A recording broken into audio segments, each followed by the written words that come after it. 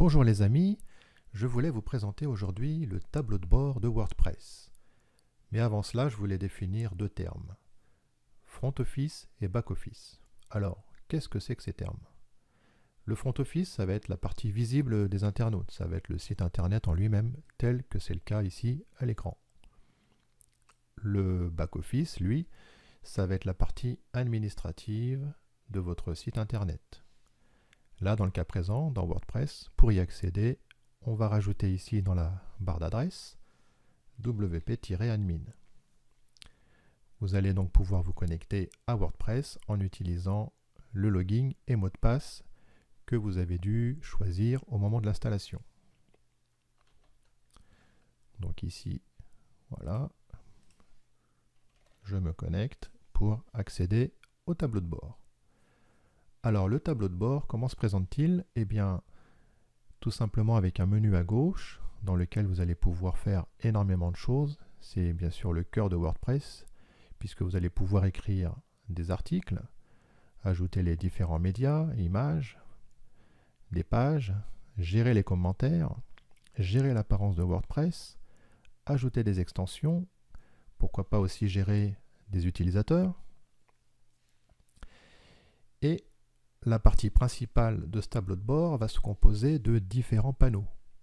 Alors, on a par exemple le panneau d'un coup d'œil qui permettra de voir le nombre d'articles que vous aurez écrits, le nombre de commentaires présents, le nombre de pages, etc.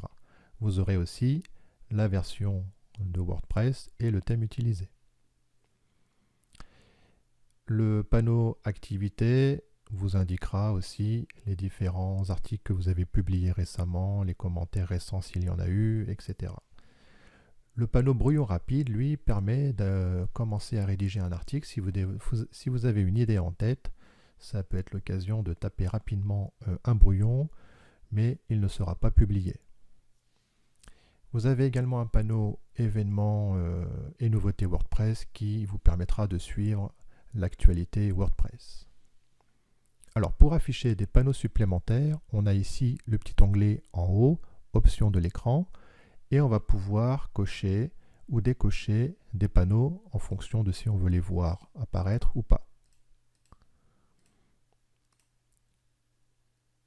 Donc au moment de l'installation, vous aurez probablement le panneau bienvenue. Dans le cas présent, je l'avais désactivé pour gagner en place. Sachez également que quand vous allez pouvoir ajouter des modules supplémentaires, des panneaux viendront probablement se greffer ici. Si vous installez par exemple le module WooCommerce pour faire de WordPress une boutique en ligne, il y a de fortes chances pour que le panneau WordPress le module WordPress ajoute des panneaux supplémentaires pour voir la gestion de vos commandes, le nombre d'articles que vous possédez, etc. Donc tout ça, en fonction des différents modules que vous allez ajouter, vous aurez probablement un nombre de panneaux supplémentaires que, je le rappelle, vous pourrez activer ou désactiver ici. Dernière petite chose, vous allez pouvoir agencer les panneaux un petit peu comme vous voulez dans le tableau de bord de WordPress. Alors pour cela, il suffira de faire un glisser-déplacer. Je vais prendre le panneau ici et le mettre à droite. Voilà, c'est assez simple.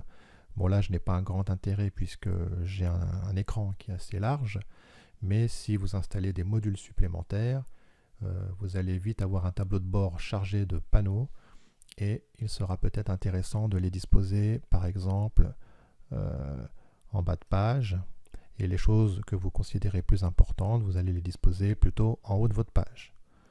Donc voilà, comme vous voyez, c'est assez simple de disposer les panneaux dans WordPress. Donc c'en est fini pour ce petit tutoriel, je vous dis à bientôt pour la suite des tutos WordPress. Vous voulez apprendre WordPress? Rendez-vous vite sur le site lewebpourlesânes.com et abonnez-vous à la chaîne YouTube. À bientôt les amis.